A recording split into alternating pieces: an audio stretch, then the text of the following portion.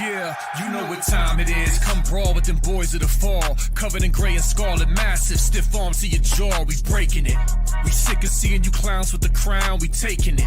Number one flaws, you don't know ball. We taking advantage of that. Got you Karens asking where the manager at. With no cap, no time for the amateur rap. Look, man, we got dogs all over the depth chart. Monsters on the roster. Straighten up that posture. Rooting out you imposters. Silver bullets in the chamber. And a D-line full of danger. Step back with that linebacker trigger, when he pull it, it'll bang ya. Running backs running down here, touchdown on your IG reel. Better check the stats, buddy, it's straight facts over how you feel.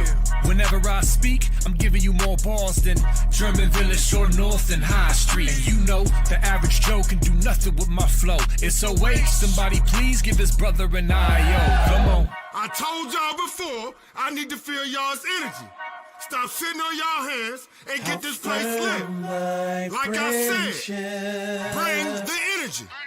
Yeah, you know what time it is. I'm raw with them boys of the fall. You know what time it is. On the ground with a nose for the ball. You know what time it is. Blood, sweat, and them tears for this game. Leaving it all out on the field with no fear for you lame. You know what time it is. I'm brawl with them boys of the fall. You know what time it is. On the ground with a nose for the ball. You know what time it is. Blood, sweat, and them tears for this game. Leaving it all out on the field with no fear for you lame. Buckeyes by a billion. We in the building with over 100,000. We represent from the...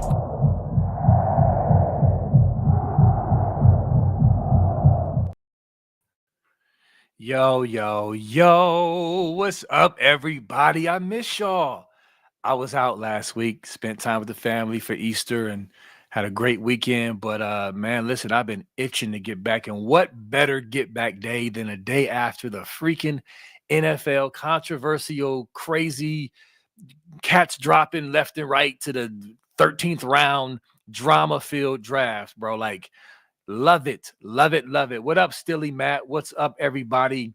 Liz Brandon, Ken Taco Hunt, Lunatic Fringe, Ice Cream, Greg Bowman, Matt Rennells, all the people. What's up, Bugsy?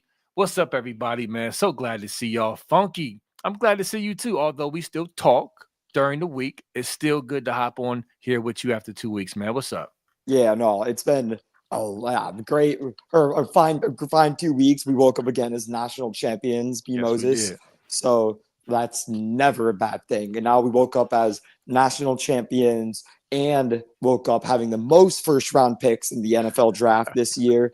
And we woke up with the most overall picks in the NFL draft this year, including 0 7th round picks. So that was amazing. And so clearly woke up today with some amazing momentum, and we had guys drafted all down the board from every position besides tight end. And what an amazing day to be a Buckeye. As B Moses knows, I'll just bring this up for keep everyone updated. I had surgery done Monday after Easter, so I've been just recovering all week, but overall doing good. Just been relaxing, spending time with family. So it's been a great week. Recovering's going great. Feeling great today. Very, very good. So, but yeah, feeling like a national champion today. Been wearing my gear a lot this week, a little extra. As you should, man. And yeah, bro, the draft was crazy. We're going to get into that. Absolutely get into that. But yeah, it's funny. Before we get into that, I made a meme, and I should have pulled it up. I might pull it up in a second. But y'all know how scum fans are. And help them little selves, and they just pop off at the mouth. It doesn't matter what it is. This is what they do. And so they got the first 3 picks in the first round or whatever. And, on Twitter, on social media, just talking extra greasy. And then I hit them with the meme a few moments later. Boom. 4 in the first round and the most drafted in the freaking NFL draft. And now they just like, well, that's not better than first 3 rounders. No, stop it. Or 3 first rounders. You sound dumb. Stop it. The story of the draft from a college perspective was Ohio State. Stop it. Yeah, I mean, it was 7 in the first 45 picks, B. Moses. That's literally insane. Yeah. Like, that's to put in perspective. You know how much picks Michigan had? Guess, maybe you already know. How much picks do you think Michigan had last year in the first 45 picks? Oh, they had 0, didn't they? No, the 1. Sorry, 1. JJ McCarthy. Okay. JJ McCarthy. They That's had right. won. That's Yeah, right. yeah, yeah. McCarthy to the Vikings. That's They right. had won in the first 45. So Ohio State in 2023 had 7 guys drafted before Michigan had their second guy drafted in their so-called greatest draft class of all time. So, I mean, and it was really funny because the goal, you can never win an argument with the Michigan fan because the goalpost always moves. It always goes Always. from, okay, most drafted ever. That being drafted, what matters. Like, let's look at the draft picks. Oh, we had 52 draft picks since 2020. Y'all have only had 50. That means we're better at developing than you guys. But then today or yesterday or whatever, 2 days ago, whatever the heck it was, it's, oh no, we had 3 in the first 15 picks. So we're better at developing because we had 3 before you guys had 1. So even though we had more first rounders, this year we had more picks in every single round, besides for the 7th round, like always. So, look, you can never win an argument because they're the master goalpost movers. So, Yes, they are. but I was shocked that we had 4 first round picks. I really was. I think I've said it on the show before. I was expecting 2 in the first round and a ton in the second and a bit in the third, and we ended up having 0 in the third, and then 4 in the first, and 3 in the second, all within the first 45 picks. So, man, that was something special to watch. Like watching Quinshawn go, and then 2 picks later go Trayvon. Like, Oh, yeah. wow. that was surreal. That certifies them as the second best running back duo of my football watching lifetime, which is the last 15 years, about 16 years. I'm a little older than that, but the only one that I can think of as better is, that Georgia team in 2018. Yeah. That's about the only better time where I've seen 2 guys drafted that high in a draft class before. Because I don't think I was even alive for the Reggie Bush one, right? Because I'm sure Reggie and his partner were drafted pretty high. Am I correct on that? They were, but you weren't alive? Hold on. 2004? Yeah, you just missed the cut. I just missed the cut. Yeah. Yeah. So I believe so. Yeah. But that's crazy. I keep forgetting how much of a whippersnapper you are. A little bit. Yeah. A little. But I was expecting the strong possibility of 3. The 3 I thought that would go was Josh Simmons, and then Abuka. To me, Josh Simmons and Abuka were the 2 locks for the first round in my mind. I agree. Yeah. And then the third one, I was thinking the buzz for Donnie was just increasing. And I was like, I bet you Donovan Jackson, but I was not expecting Tyleek. That's the one that threw me, Tyleek Williams. I thought we were going to Trayvon he in the deserves first round. it. Sorry. No. Yeah, me too. Travion Henderson, there was a lot of buzz about him going in the first round to like the Chiefs or like a team like that. But he was close. 5 picks. He was close. Yeah, he was close. But Tyleek going, and listen again, Michigan fans again, who are Detroit Lions fans, belly ached and complained about Tyleek. Like, are you crazy? Like, do you watch football outside of your Queens, your Wolver Queens? Like, Tyleek Williams is a dog. He is a dog. And Steve the Ace from Michigan Podcast was the main one whining about the pick. I'm like, all right, listen, y'all's coach. Why do I always forget his name? Dan Campbell. Dan Campbell. He knows ball. Okay. Like, just stop. You'll be apologizing or moving the goalposts, I should say, not too long from now. But anyway, was you going jump? I'm about to show something on my screen, but I thought you was about to jump in with something. Yeah, the talk, that was annoying. Freaking predictable, but annoying because you know what's going to happen though. There's going to be some defensive tackle who's better than Tyleek that got drafted a little later, but Tyleek's still going to have an amazing season. But then he's going to go, well, we should have gone this direction. But for someone so random that you would not have drafted him in the first round anyways. So, but I have no doubt Tyleek's going to have a 15-year NFL career and be a star. And we know Tyleek was the most underrated player in the country, and underrated until the draft. I think he was very properly drafted, but that one did surprise me a little bit. I thought he would be more, a little bit. I thought he'd be drafted more in that 40, 50 range, not 28. So, which is, but I was extremely happy. Every single Buckeye, literally was watching it with my whole family because we knew that we were we knew Will Howard was about to be drafted. We just had a feeling, and if the Steelers were picking, and we were like, this is the Will Howard time. This is Will Howard time. And we hate the Steelers, but we're like, this is what we just had a feeling that we didn't. And then all of a sudden, Will Howard's name got chosen, and we all stood up and started cheering. We're like, yeah, let's go. And it was like Yeah. that was such a good feeling. That's how we were for every pick. We were sitting there in front of the screen, just grinning our teeth for every Buckeye that gets chosen. I was texting Devin, I was texting you, B Moses. We're like, Buckeyes are gonna pop soon. And every time they popped, we all were like, let's go, let's Yeah, yeah. man. It was hype. Same. It was exciting. Yeah. And listen, y'all, I'm a Browns guy. So listen, I love NFL, I love NBA. I'm a basketball, football head. Nothing trumps Buckeyes for me. Love the Browns, love the Cavs. Nothing draws the passion from me like Ohio State football. So with that said, yes, I am not a fan of the Steelers. However, I was, like Funky said, super happy for Jack Sawyer, and Will Howard, because what trumps my dislike for a team is the possibility of our Buckeyes to succeed. And let's just keep it a buck. Pittsburgh is a good organization. They just are. Hate them. They just are. And I think they're really good fits for both players. So, yes, I was very excited for them. But real quick, side note, as we're talking about draft banter, I want y'all to know your boy James Yoder, okay, who is a friend of Buckeye Scoop. I mean, it's one of those friendly adversaries. If there's mutual respect, but he's a Michigan guy, obviously, and so there was some bets with Yoder and Buckeye Scoop, and he held that L. The bet was Funky, right? 14 draft picks wins Buckeye Scoop the bet. 13 was a push. Anything less than that, he wins the bet. Yep, over right? under 13.0. Yeah. Over and under 13. So 14, Will Howard. And some of y'all scoopers who have been watching Kirk and Nevada, you already know that Will Howard broke them through to win the bet. But for you Game of Thrones fans out there, I had to make the meme with Tyrion Lannister. Y'all know the famous quote, a Lannister always pays his debts.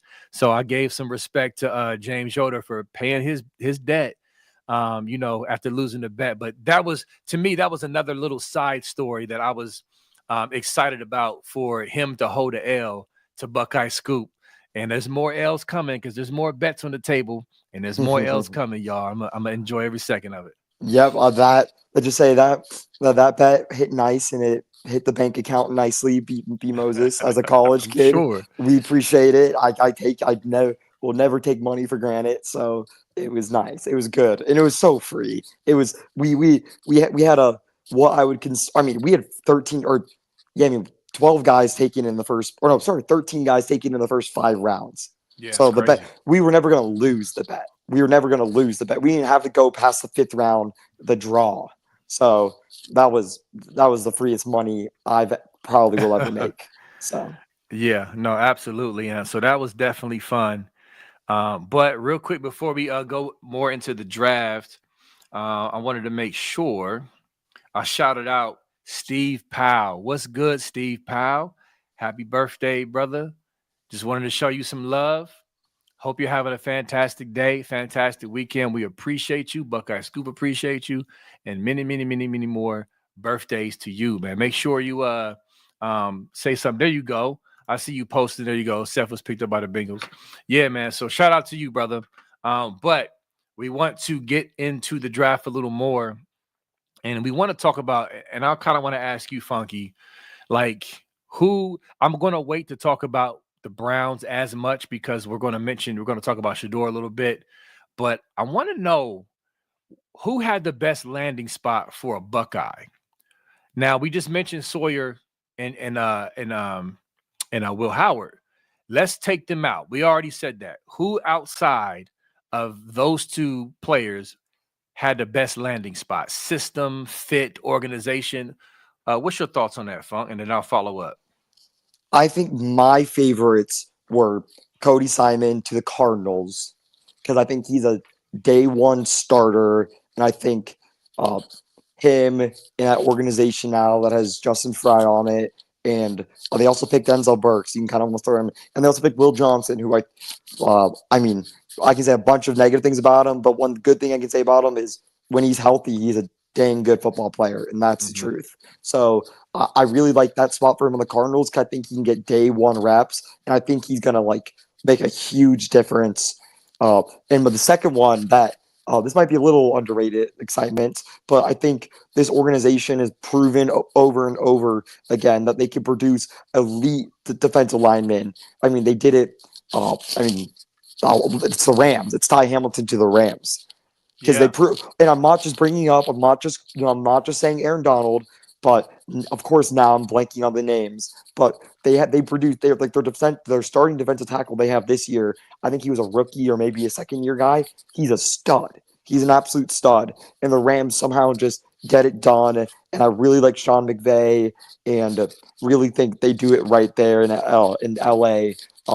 I'm blessed enough to be friends with actually someone really high up in the organization. I'm friends with this kid, and he talked to me about Ty, and he loved because he tested really well, and the Rams do a great job producing kids, and I think Ty Hamilton's gonna have a hell of a career.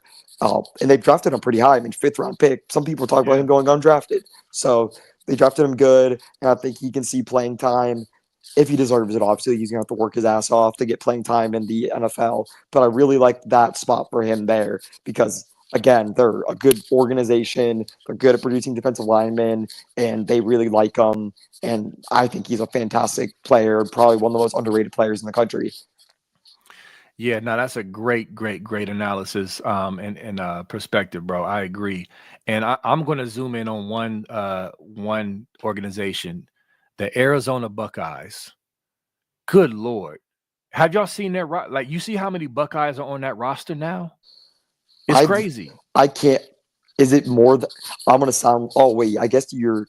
Wow. Wait. Okay. We got Josh Fryer. We got Yep. Josh Fryer. The one of the. Oh my God. What's his name? He's a friend of the show too. That's horrible. What's his Mark. Well, let's go through it. Josh Fryer, Cody Simon, Cody Simon, Marvin Denzel, Harrison Jr., Marvin Harrison, Denzel, and then of course Paris Johnson. Paris Johnson. Oh my God. And then I believe there's one more that I'm forgetting. Denzel Oh, Burke. Denzel Burke. Yeah. So I think they had a really good draft. They're loading up on defense. I mean, I thought they did a really good job. So the Arizona Cardinals stick out to me. I think that's a solid landing spot. And listen, I was super happy for Cody Simon because there were people who thought he might not be drafted. Or at least 6th or 7th round. Which was ridiculous, by the way. That was absolutely Cody Simon was, I mean, hot take, extremely hot take coming. He was arguably the best player on the defense outside of Caleb Downs. No, I won't even argue with that, man. He Yeah. was a dog, man. And what did they say? You know how they break a player down when they call him. The main thing they were saying is he gets off blocks, and he does. He does. And not only that defensive coordinator with Arizona, they're going to be able to blitz him and bring him, and he will get home. Yeah, and So he's a captain too. Like he can great control a character guy. defense, great character, and he can Nevada's always said he thinks he can be a day one starter, and I agree. I think he could step in there and control the field, see what's going on. We had very few times this year where we had some major screw ups by the linebackers, and he was able to really help out Styles because Styles is new to the position, so obviously there's gonna be some, he's gonna have some learning mistakes, especially early on. But Simon really helped him out, and you can't. I think he did a great job with helping out Styles, great job helping out Arvell, and I think we're gonna see it this year, and I think they're gonna really make some big improvements. And I think Cody Simon's got to take some of the credit for that.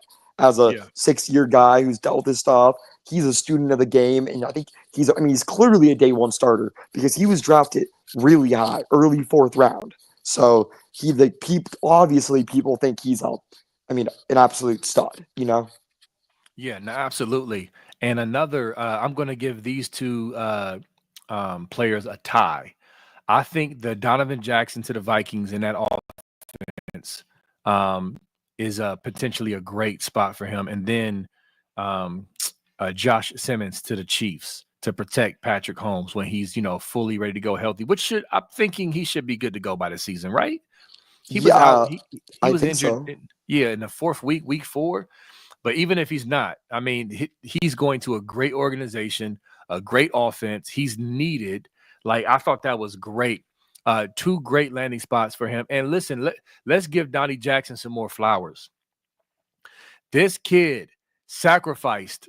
his main position, what he does to step out and play tackle, and that was a big part of why he went first round, y'all. Like how beautiful of a story is that? You know what I'm saying? Because if he would have came out the year before, what you think, Funk? I don't think he goes first round if he Oh my comes out a god. year earlier, No, right? absolutely not. I can tell you right now, he got a 3rd to 4th round grade, Exactly. which probably means he gets drafted in the 5th round. By the way, Yeah. yeah, So I mean, what he did was so selfless. Like I just got so much respect for that kid because I told y'all, like I was kind of shaky on him because up to that point, up to this last year, he was inconsistent to me. He that's was just true. not consistent, and so I mean, he just what he did for this team would never be forgotten. We'll go down in Buckeye lore, Yeah, arguably for that sure. MVP of the year. If we're giving out like, I mean, he saved the season.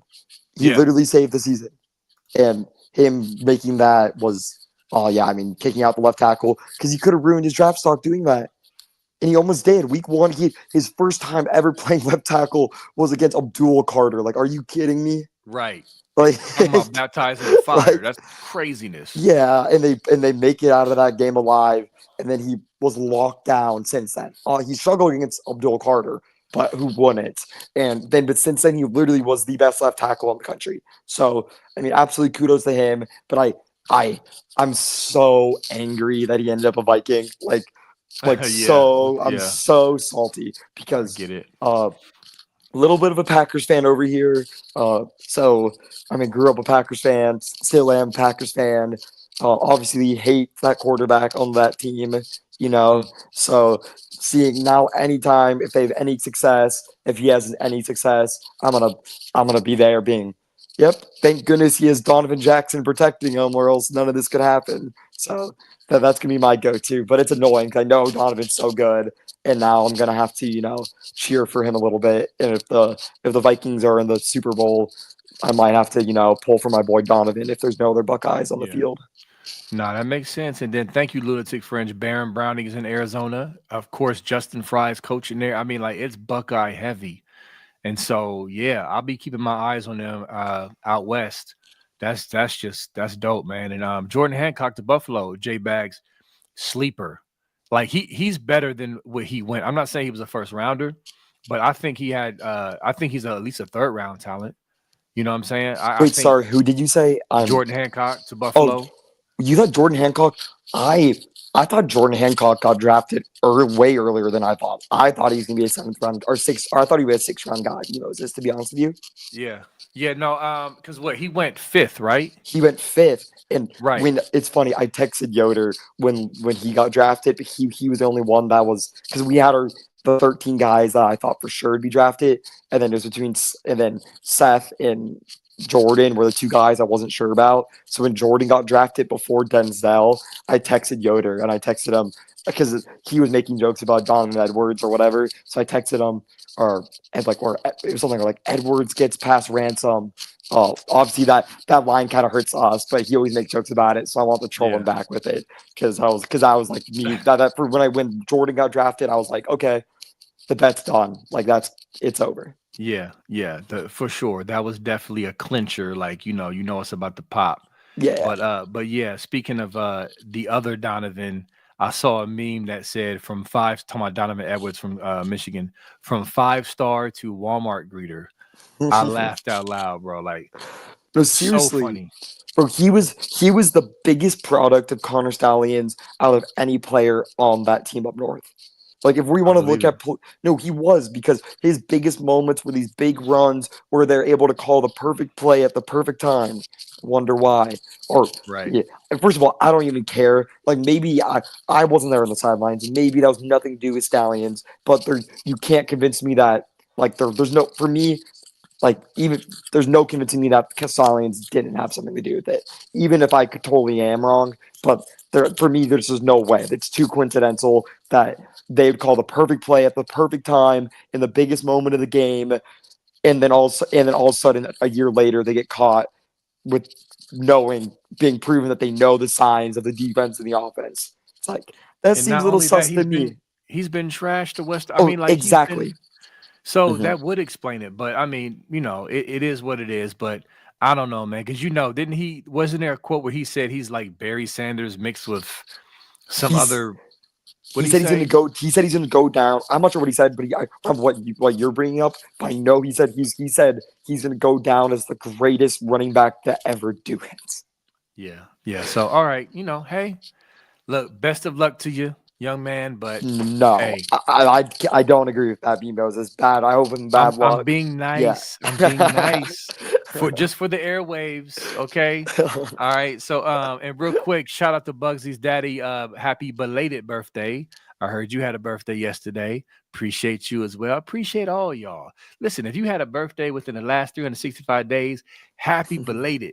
And if you got one coming up, happy birthday coming up. We love y'all. We appreciate y'all. But nah, thank you so much for support, man. We definitely want to rock with y'all and support. But yeah, lots and of stuff to talk about with the draft, man. Because before we get into Shedeur, I mean, listen, there were like several quarterbacks who just plummeted. Like freaking Quinn Ewers went 7th round. That's crazy. And I'm not saying Quinn Ewers was like just phenomenal, can't miss first round guy, but he was a freaking 6-star recruit coming out of high school. And so to go 7th round was just crazy. Then on top of that, I know y'all have heard Kirk say this, but it bears repeating. For those in the know, he had major money on the table to stay back in college. So, I mean, he's got to fight through this mentally and, and basically prove everybody wrong because there were some bums getting drafted before Ewers. I mean, it was bums getting drafted before Shedeur as well, but that's crazy. I So, got some. what's your thoughts on that, Funk? Ewers. There's three things I'll say, and I'm gonna start it off with this question. I got this from the best possible source you can get when it comes to Quinn Ewers. You know how much money Michigan was offering Quinn Ewers? Probably Guess. something stupid. It, 10. no, it you nailed it on the dome. That's their 10 favorite number. Give all the million, quarterbacks 10 million. $10 million. And I mean, that's from the best. Like if yeah, I mean that information is 10 out of 10, unless I'm being lied to, obviously. But I mean you could put those pieces together. ten Yeah. million dollars. You It's sound like Dr. Evil. $10 yeah, million. no, literally, it's like so. And he passed it up, and there. And then the second thing I was going to say is one. It's hard to blame Quinn for obviously his shortcomings because of like the injuries. He had two major injuries in his shoulder. Like that's hard Yeah. for any quarterback to come from, especially one that really like he's still technically like a junior because he like what I reclassed and did that weird Right. thing. So he's still like an age of a junior. So but he didn't want to leave Texas. He wanted to have a he didn't want to ruin his legacy because like whatever, even though because he kind of brought Texas back and whatever, but he didn't want to ruin that to go somewhere else because he had big time offers. I mean, 8, 9, $7+ million offers from a dozen different schools across the country: Oregon, Georgia, Michigan. So a chance to go off, but he went to the draft and he was told by the Dallas Cowboys that he was the savior of their franchise, and they passed up Mm. on him 13, 14 times and ended up in the Dolphins. So I feel bad for him because obviously, I mean, the long listeners of the Scoop and long subscribers of the Scoop and long people who have been the message board, when all stuff Quinn Ewers were the closest ones to it. If you know, but if you've been following around long enough, you know. So I feel bad for him to be honest with you because he's gone through a lot and he's still mega talented. And I think he'll start for the Dolphins at one point this year. I think he'll start a Okay. football game this year. Heard it here first. That's my prediction. Maybe hot take, maybe not. But I think he starts a football game this year and doesn't look horrible. He just got to get the ball out of his hands quicker. That's literally what he has to do. And because he could be I think he could be a superstar if he really starts to put stuff together and stays healthy. And I'm gonna twist that into if you guys watched the Michigan spring game today, you got to watch it live. You because they did it 2 weeks later or whatever the heck. But you got to watch it live today, and you got to see how bad Bryce Underwood looked.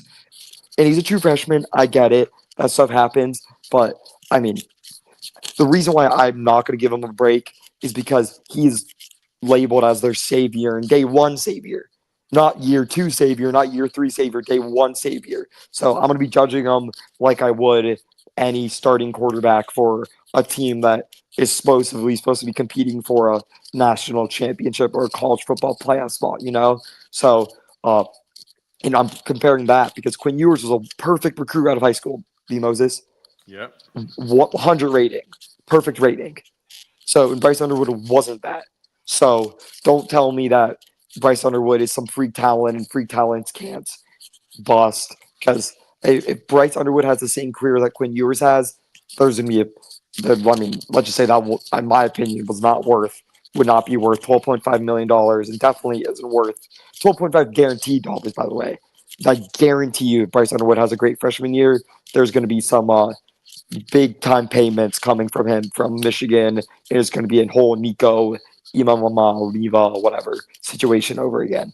So, Yeah. Yeah, a lot of pressure on that young man, and then running your mouth on Rich Eisen. I think it was the Rich Eisen show or something about Ohio State being done and finished and all this other stuff. Like, all right, man, okay, no, keep exactly. No, he says that stuff, and then people are like, "Oh, why are you being so hard on the spring game freshman quarterback? He looks like a freshman. That's how he should look." Then shut your mouth. Shut your mouth until you do right. anything. You don't hear TV and St. Clair coming out here and saying all this stuff, and we're not labeling him as our Good point. savior. And Good it's like, point. and Tavian St. Clair is gonna be a great quarterback, but like the reason why we're not like freaking out or like why we're not really stressing much about him having a rough spring game is because we treat him like a freshman. We don't label him as our savior. We're not labeling him as this super freak that's going to come in here and beat Michigan's done and they're done and it's over. He might think that, and he has the right to think that, but there's a big difference between him going on a podcast and saying it, Right. like gigantic difference. Like, but don't get me wrong, Tavian St. Clair, like, going to be an absolute freaking stud. Stud. It's just the only Yes. reason why he's not getting the public attention is because he's at a program like Ohio State where we don't need a freshman quarterback to play. And if we ever do need a freshman quarterback to play, either one, this freshman quarterback is the greatest person to ever walk on planet Earth, or two, we're in a really bad spot as a team, and that's not where none of those are true. So, Yeah. and No, I yeah, agree. I agree. So the time will tell, and I mean, I just don't see the expectations being fulfilled up there. I mean, they dumped money on a kid who didn't want to go there. He tweeted it out. He commented about LSU, and you know what I mean. Like, money brought him there, and he's a good prospect. I just don't see it panning out to where they expect it to. I'll say that. But yeah, Ken Taco Hut, Tyler Shuck is not better than Ewers, and he's not better than Shedeur either. So listen, let's get into Shedeur because this has been a lightning rod. And he went to my Browns, which was a head scratcher because of the Dylan Gabriel pick. Now listen, I understand people are saying assets, future picks, trades and all other stuff. I get it. I understand that. I would not hold my breath until the Browns execute said theories on a level that is savant like, or that makes sense. I just don't. It's hard to trust their organization to make the best moves. It just is what it is. So until that happens, I'm skeptical. But with that said, with Shedeur, when you got Trump, President Trump tweeting out about it, and I mean the media frenzy was just crazy. Obviously, Deion Sanders is a lightning rod. I grew up on Deion Sanders, y'all. You know what I'm saying? I watched the man play real time, one of the best athletes ever to be born, to walk this earth. That's not an exaggeration. He obviously knows ball. Deion Sanders has always been a flashy, confident, tell you what he thinks type of guy. And so, of course, his sons are going to have some, a little bit of chip off the old block. And I know some people don't like Shedeur because of how he, the big chains and the legendary and all this other stuff. He's arrogant. We can debate back and forth about that. I think, in my opinion, Funky, I just felt like there was the hate and the wishing for his downfall was a little over the top for me. He's not the first one to be outspoken and kind of popping off with confidence and what you may call arrogance, but just seemed like you had a lot of people just praying for his downfall. With that said, my question for everyone is, was his drop justified? Because you can look at the other quarterbacks who dropped, or was it a situation where you feel like, oh, he hurt himself because he supposedly had bad interviews, or was the NFL sending a message? You hear all these theories, so I kind of know what y'all think about. Want to know what y'all think about that, because that whole thing was, put it like this. I'll end with this. I do not believe Shedeur was a 5th round pick talent. I think at worst he's a 2nd round pick. At worst, I think he definitely is talented enough to go in the 2nd round. That's just my opinion. What you think? What you on mute? Sorry. Okay. Sorry. Yeah, I got a text from a future 2027 Ohio State commit, and I had to respond because I was like, he went to a camp and it was showing off. So if you could, so I had to want to respond really quick, but I was listening to what you're saying, and I mean, I think this is my theory on the Shedeur thing, and I think this makes a lot of sense. I think one, teams don't think he's good enough to be a starter day one. Which is that's not a bold statement. That's not me going out here on a limb saying that. That's very much what I think they thought, and they didn't want him as their backup. Because when you talk about a backup quarterback in the NFL, B. Moses, you're talking about a kid who's a yes sir, does his job, listens, just learning the playbook. All he wants to do is learn. Doesn't really bring attention.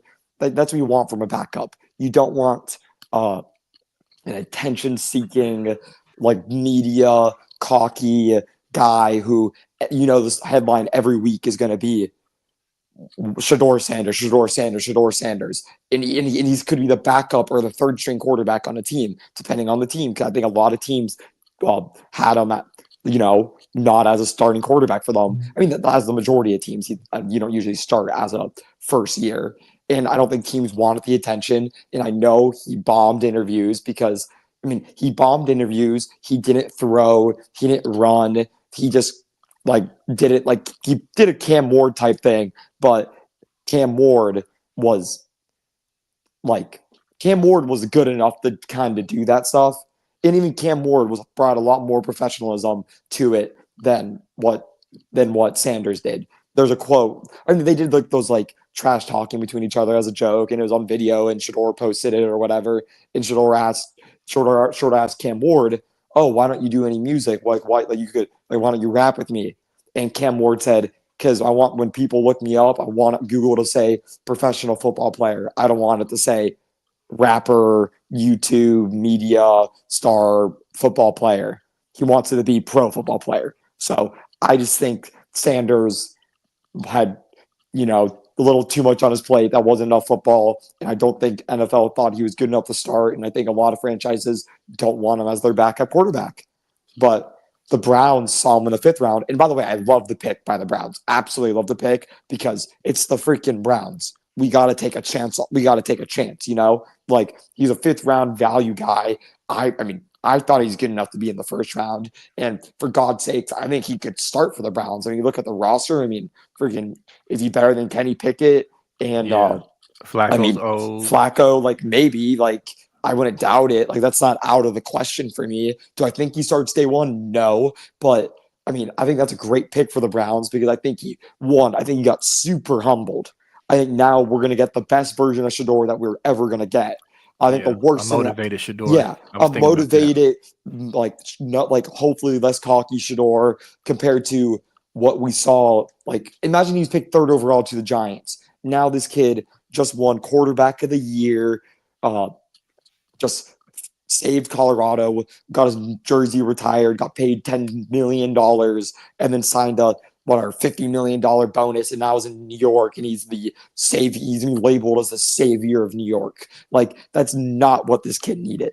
That is absolutely not what this kid needed. This kid needed to be humbled a little bit, and he did. And I know he knows that. And obviously, his dad knows that. His dad got dropped from being his agent, which is kind of funny to me. Fired his own dad. Right. But it's stuff that needs to happen. That's the stuff that kind of needs to happen. Sometimes your dad can't be working for you in that case. If it's not best for you, and it clearly wasn't. So I think he has a little better representation representing him now, and I think he's gonna, take the right steps to prove everyone wrong. Because now his expectations, Moses, are nothing.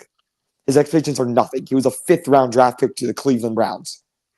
If he starts with the Browns and has any sort of success, is just a top 15 quarterback in the league at one point, then that's a massive success. That is that's a home run. But if he was the third pick to the Giants, people are expecting offensive rookie of the year. People are expecting him to win them games, save them, start year one, win more than 5 games. Like, it's all this stuff that is just that a normal first round. That's what Cam Ward's expectations are. That's what kind of Jackson Dart's expectations are. That's what Trey Lance's expectations were, Zach Wilson's, and you hear bus after bus. But now his expectations are different. He was a 5th round pick. And same goes with all the guys drafted really late, but especially him, because I really do think he's a clear first round talent in my head. Like, he would have been drafted in the first round in about every other class ever.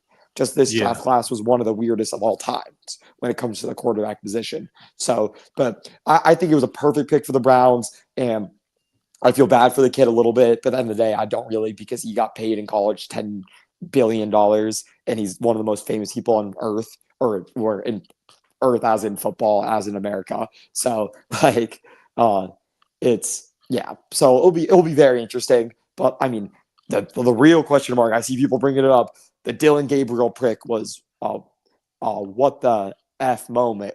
Like, what the heck was that? Like, genuinely, the little midget Magoo. I know that's a Nevada quote. Like, why the heck are we drafting Dylan Gabriel? Dylan Gabriel literally has a quote online. Not even a quote. It was an interview at the Rose Bowl, and he brings up hating playing the cold, and he wished literally, this is a quote.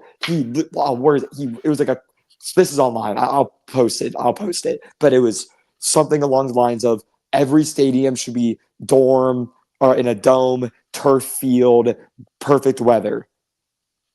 And I'm like, okay, the Browns are building a dome, but it's got crappy weather. Oh yeah, and the Steelers, crappy weather. Oh, and the Ravens, crappy weather. Oh, and the Bengals, like, crappy, or little better weather, but like still crappy. Like, and all no domes. And so that is like, you better get used to playing in crappy conditions. I mean, you saw the Browns Steelers game this year that we won. Like, talk about like horrible conditions. So I'm like, you're midget 5'10". He's the height of me. Like, and I'm literally, me and Dylan Gabriel the same height. And if I had to play offensive quarterback, or well, of course, offensive quarterback. What am I saying? Quarterback for the Browns. I mean, I just hated the pick. And he's a 6-year senior. Like, this guy is 25 years old, and he's a midget, and anytime he ever played in the cold, he sucked. Sorry, I'm going off now. I'm going to keep going off. He's never played in a cold environment in his life. He played in Oklahoma. He played at UCF. He went to Oregon. And the one time he went to Wisconsin, he had the worst game of his whole entire career. Like the pick makes absolutely no sense. But it was the owner. You know, it was the owner. The owner had like private dinners with him and his family and all this BS stuff. And like the Browns owner is an idiot. He's an idiot. But that was totally a pick to please the owner. And I mean, that's literally what the pick was. I will never believe that they picked him because they actually really liked him. That was definitely the owner's pick, and just stuff you have to do when you don't. That's why I love the Packers, I love the Packers not having an owner, because we don't have to deal with this BS owner stuff that sometimes the owners try to overstep. And this is totally an owner overstepping. And don't be shocked if Dylan Gabriel gets cut by the Browns before the season even starts. Because guess what? We're not going to have 5 quarterbacks going into the year. Someone's going to be on the practice squad, and Dylan Gabriel's midget Magoo ass will probably be the one. So, all right. Yeah. So that got a little off there. The combination of your rant with Bugsy and Stilly Matt in the chat is hilarious. Garden Gnome Gabe, what did what did Bugsy say? Dylan Gabriel was stoned at the time.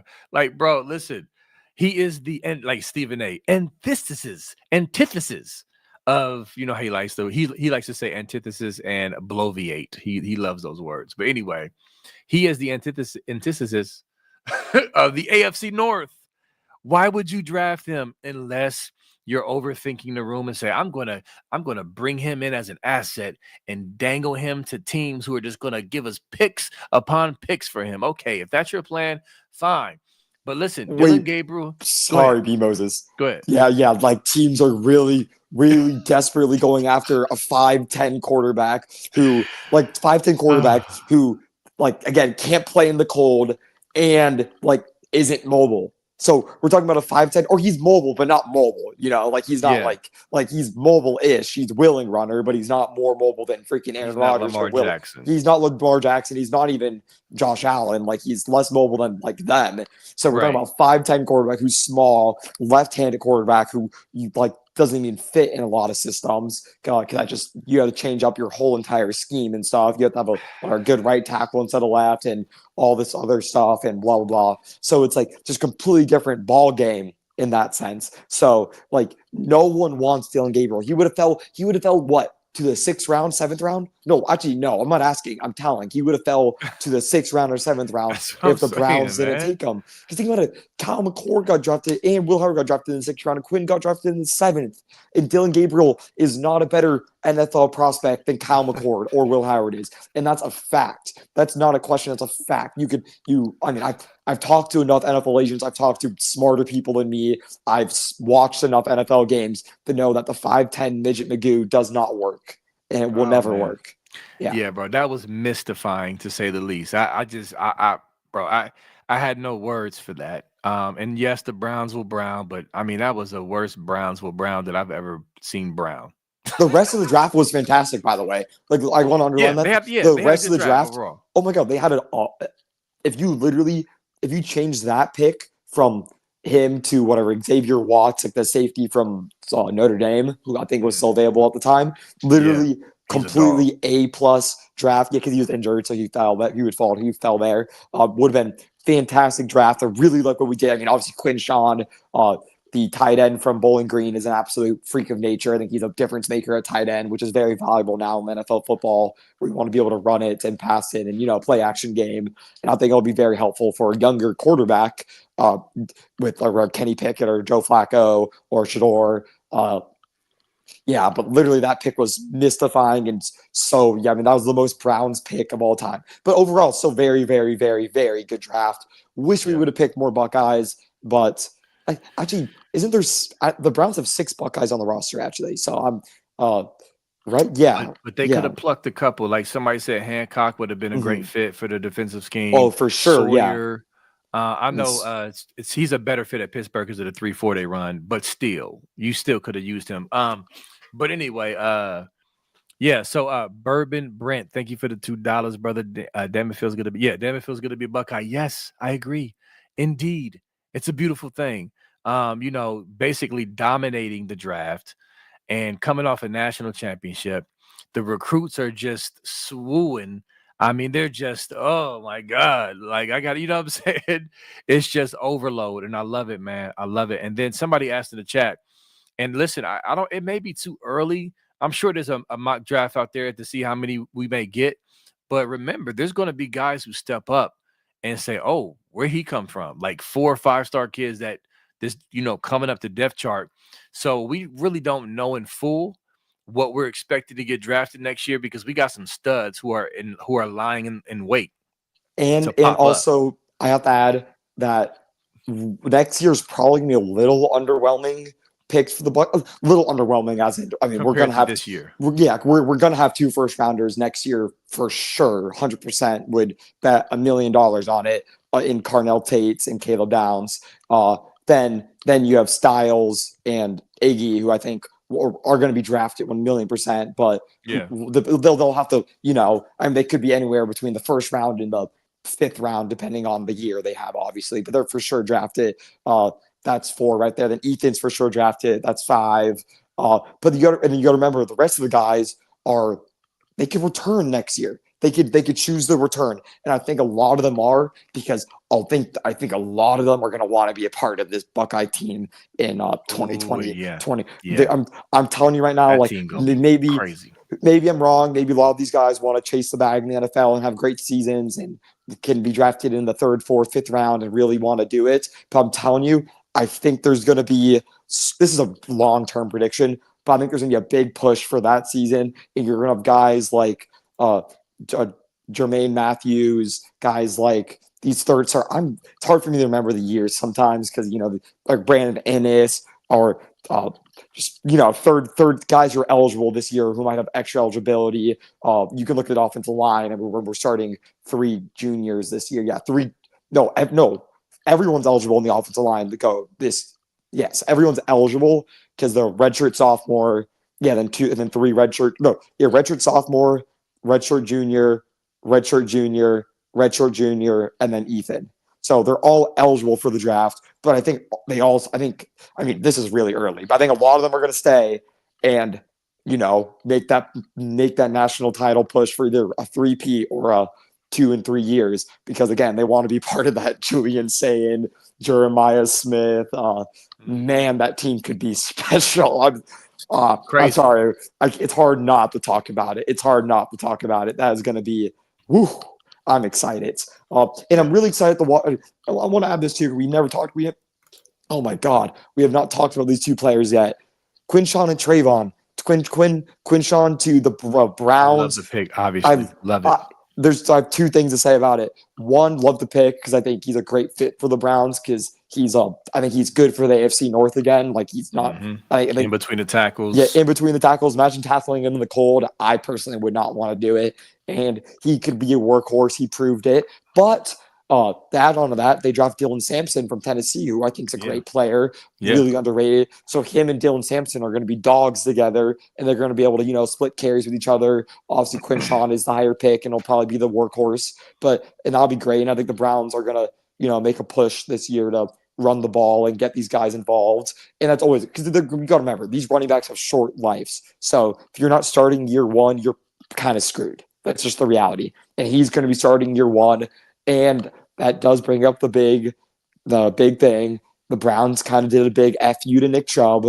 Sucks. The reality.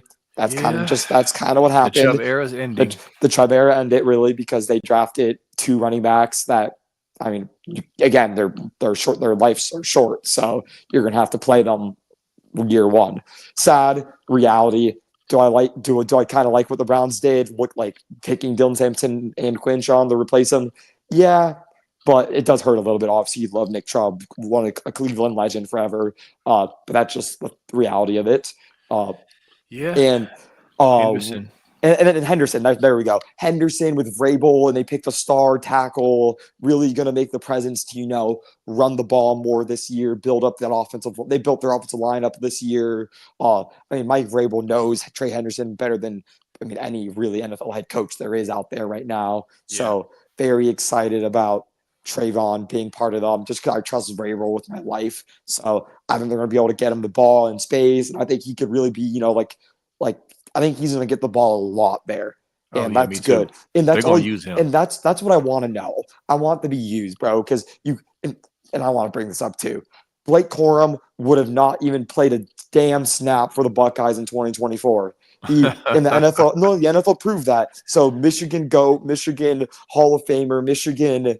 Whatever, Mount Rushmore, they say, best running back ever, wouldn't even sniff the field house. His ass would have been in the transfer portal. And that's not me saying that. That's the NFL saying it. He was drafted 86 overall to the LA Rams. Didn't even play when freaking the starting running back got injured. He had 200 rushing all year. It was he was horrible. His average yards per rush was horrible. I'm not sure if he got a touchdown or not. I don't think so.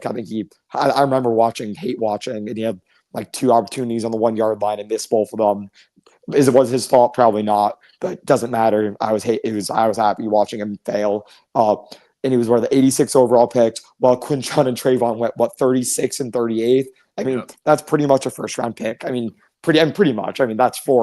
That's pretty much that's first round talent pick right there. So they didn't have to wait long to hear their names called, and they're both going to be used. And Trayvon, they'll both go over 1,000 yards this year easily. And I can even see Trayvon, nearing 1,500 if they use them in the passing game as well, all purpose yards. They will.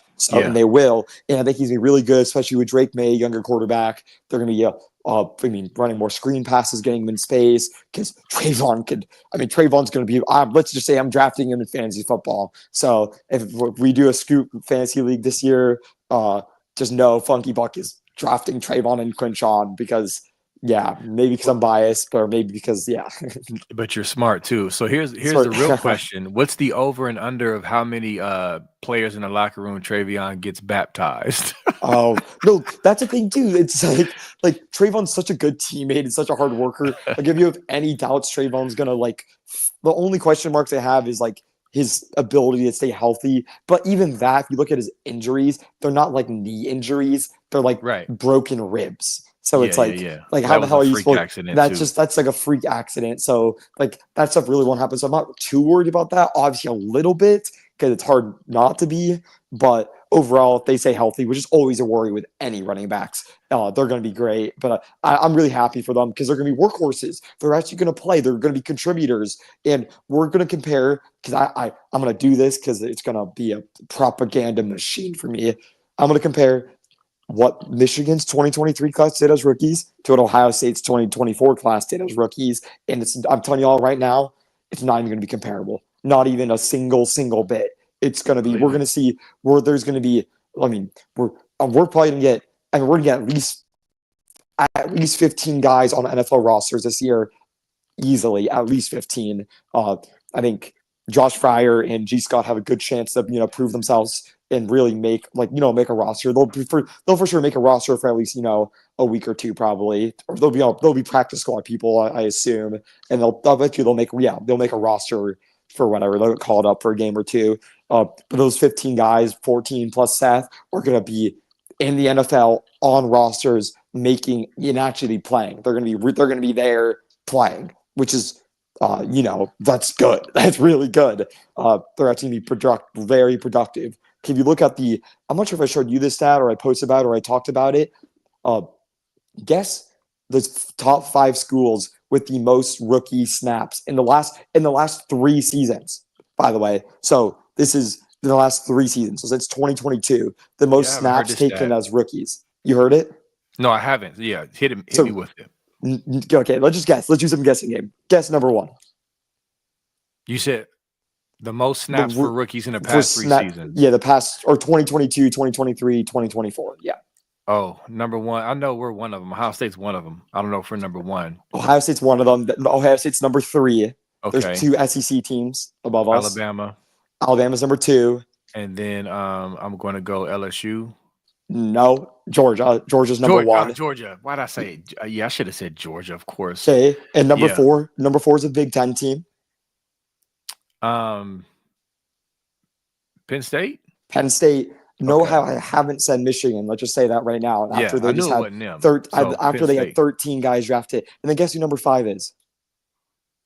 It's an Ohio State rival. It's an Ohio State rival, kind of, sort of. Notre Dame. No, a little less of a rival. Okay. Well, they're random, but you won't guess this one. Michigan State. No, they're Midwest. Illinois. One more guess. Let's just say it. Just don't go completely out of the picture. B Moses. Go like not barely Power 5. You said another rival. That's what threw me off. Sort of. Yeah. I mean, like you'll hear what I say. Like they hate us. We don't really hate them. Clemson. Cincinnati. Oh, I never would have guessed that. Cincinnati, fifth most rookie snaps. So whenever they want to talk about development since 2020, you got to tweet that, bro. You haven't tweeted that. I did. Okay, I'm gonna share it later. Yeah, that's fire.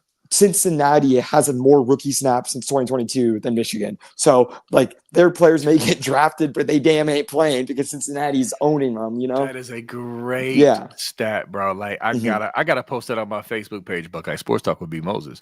But anyway, I gotta post that. That's great. That's crazy. I'll send you that. It was a graphic. It was some graphic. I'll find it. Okay. Yeah. Good deal. Real quick, thank you, Mickey, for the 1999. Never, ever, ever take you for granted. Thank you so much. Appreciate the love and support always. So, yeah, and I know we're kind of up against it. We're going to be wrapping, and pretty soon, the Purdue Boyle Fakers. I was confused by that rivalry comment. It threw me off. People in the chat, Clemson, Purdue, Illinois, they were trying to guess who it was. But, yeah, that That stat is fire. But anyway, we didn't get a chance to touch on the new transfer we just picked up, Funk. We didn't get a chance to talk about Justin Terry from West Virginia, the 300 and let me see his measurables. 338 pounder, 6'5", tackle from West Virginia. He's originally from Pickerington. We didn't even talk about Bo Atkinson, Moses. Yeah, we gonna lump him in too, because we didn't get a chance to talk about him. But yes, I was not here last Sunday, so we didn't get a chance to talk about Bo Atkinson. Great pickup. If you have not seen his North Carolina film, go watch it.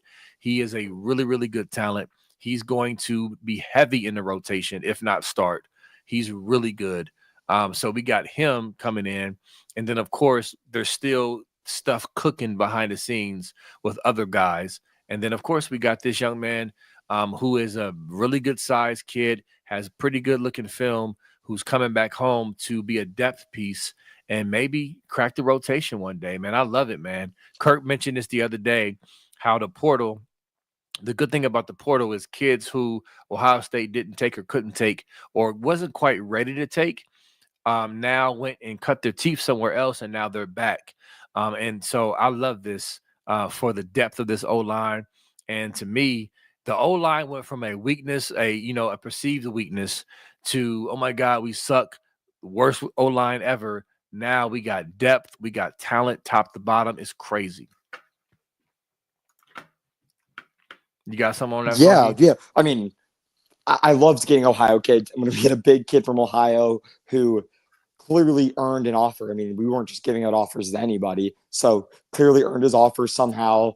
Don't really know how, but he definitely earned it. I'm not sure if it was off practice tape or off film or off just Tyler Bowen reevaluating his film from his high school, or maybe Pickering coach hit him up, or maybe at worst, this is just kind of us doing a favor to Pickering High School in right? Because he went to, am I pronouncing that right? Pickerington. I don't know if it was North or Central. I can check, but yeah, Pickerington. But we're doing, maybe like at worst, it's us doing a favor for Pickering High School and getting this big developmental piece who has still 4 years of eligibility left to, help out the Buckeyes. So, but I love it because I love getting Ohio kids, and I love getting them, especially at the offensive line. And you never know with these kids. We see 3-star kids start all the freaking time. Think about this: Austin Servo or Austin. I just butchered that. Whatever. He's probably going to start for us at right tackle this year. That's my new prediction right now. I know I could flip flop 7 times about it. I know, but right now that's my prediction. I think he's going to start at right tackle. And he was a 3-star kid, and he's a redshirt sophomore, so he can start at right tackle for Ohio State. B. Moses for 3 years, and he was a 3-star out of high school. So I'm never not going to be excited about a kid, and I'm not going to act like I know everything about every 3-4-star kid and like whatever. It's really hard to evaluate offensive linemen. So I'm never going to be not excited about a kid committing. So I was really excited when he committed.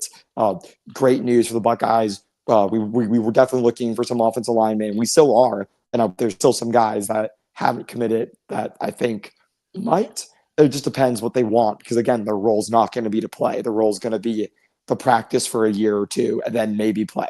So right. A lot of that's just, some kids want to play year one, and I totally get that. But at Ohio State, that's just not possible for a lot of guys, because there only 5 could really play, or 5 really play. 6, 7 are going to be in the rotation. So you just got to find the right matches for kids. Heard some stuff about Troy Pikes. He made a comment online about, because someone was like, he wouldn't see the field at Ohio State, and you respond to them saying, I would see the field anywhere. So I like that. He obviously trusts himself, and I know he has an Ohio State offer. Heard some other stuff behind the scenes that I don't want to bring up right now, but it's some stuff that big red flags that I'm not bringing it up because it's not. I've yet to confirm it, so I don't want to say it as fact. But some stuff that would make Ohio State absolutely avoid him, that they didn't know about until recently. So I'm not sure about that stuff, but I know that at least I think he has a committable offer from Ohio State, and we'll just see where that goes. But let's just know there's some stuff going behind the scenes that or might be a little iffy for that kid. But one thing I have to bring up that I brought up, we had a kicker on a visit. We had a kicker on a visit. Great kicker from Portal kicker. portal kicker Okay.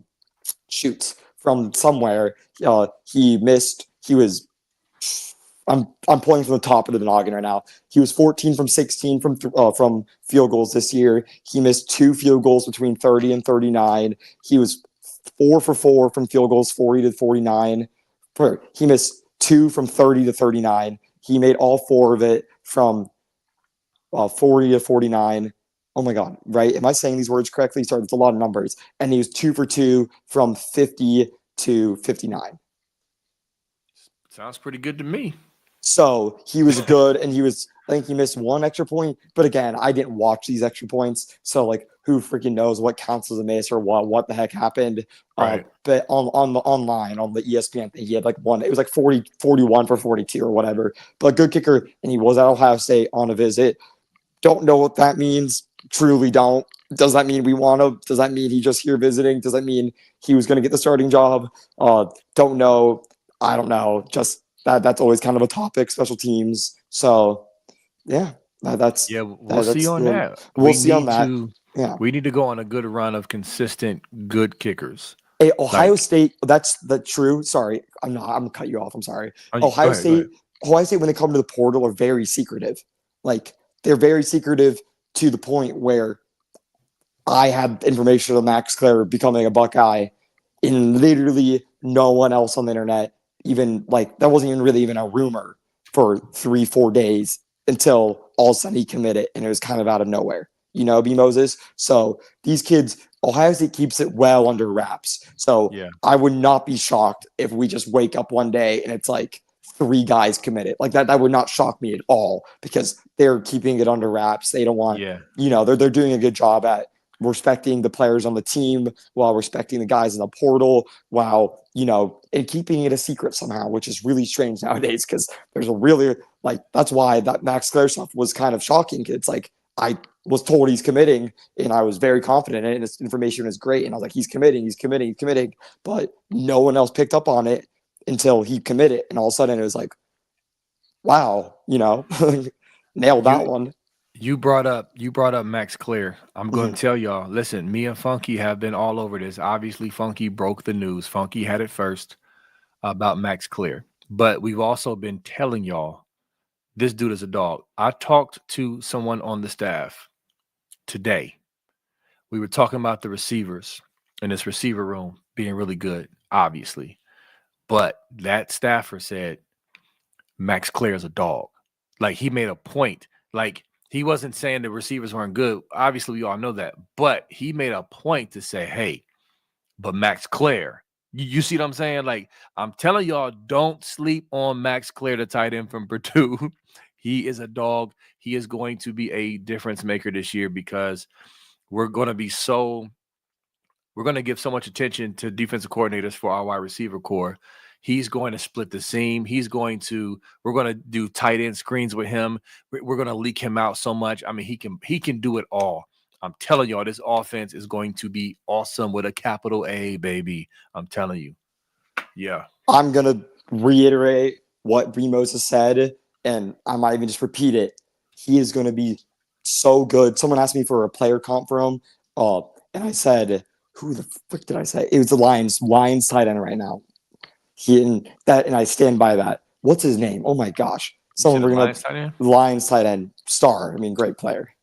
That was my player comp for him. And people, somebody in the chat gonna get it. And this was the week of the national championship. It was on a Twitter Spaces, and the guy was like, "Really?" And I'm like, "Yes, I'm telling you, he is one of the Sam Laporta. Yep, there we go. Sam Laporta. He's gonna be an absolute freak for us, and we saw it during the spring game. Like, clearly, he's gonna get the ball thrown to him a lot. Like I get what we're running was kind of our basic offense, but still, we're going to run our basic offense throughout the year. That's clearly the grounds of our offense is obviously JJ, obviously run it a little bit, but it's going to be a majority pass, screen, heavy team. They'll get the ball to Max, get the ball to Carnell, get the ball to JJ. Like I said, Carnell will be a first-round pick. So, but Max Klare, he might be. I mean, we haven't had or again, I said this year the only position we didn't have drafted was tight end. I believe that's true. that is true. Yeah. But and not including kickers and stuff. Right. And They don't count. Max Klare, if you want it, I mean, he'll go in the NFL. If it's not next year, it'll be the year after that because he's going to be. He might declare early, which you just don't see at Ohio State often from tight ends. So Yeah. his plan is to declare early. I'll tell you that right now. I've talked to him personally, and he's told me his plan is to go to Ohio State, pop off, be the best tight end in the country, be an All-American, win a national title, go undefeated, go whatever, run the table. What is that? 16-0, 17-0, wherever the heck it is, and then declare for the draft and be the highest picked tight end in Ohio State history. And then go down as the greatest tight end in Ohio State history. That's his mindset. That's straight from people close to him. And that's a lot of words that he said personally. And his family agrees. And I don't doubt it. And seeing that spring game, I'm not going to jump off that train. I'm pushing all the chips in. So if he comes back and we watch him during the year and he's like horrible, then come back and you make fun of me, do whatever. I would deserve it. I'm pushing all my chips in. If we're ever going to have a first round pick at tight end, it's going to be Max Klare because he's an absolute freak. He's going to do it on the screen game. He's going to do it blocking. He's going to do it down the seam. And he's just not going to get the attention. He's going to get these favorable matchups versus linebackers and shorter safeties. And because they're going to need more people to cover the other guys. And Exactly. it's going to open up nightmare. It's going to be a matchup nightmare. I don't know how the heck Texas had 12 NFL draft. Georgia had 13 NFL draft picks. That would have been the most. That's like one of the most ever. And Texas has 12, which is one of their most ever. I think it is. I think they might have tied their most ever. Yeah, and Texas had a lot of talent.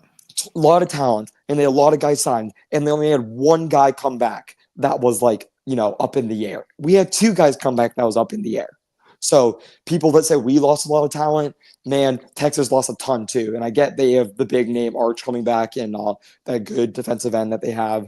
Both great players, don't get me wrong. But don't go into this week one, thinking, oh, we are like outmatched or they have the veterans, because that's just not true. That's just not true. It could be a very, very sloppy game. I'll say that because they're returning probably 8 starters, and what we're returning like 4 or 5. It depends what you mean by starter, but like about the same amount of starters.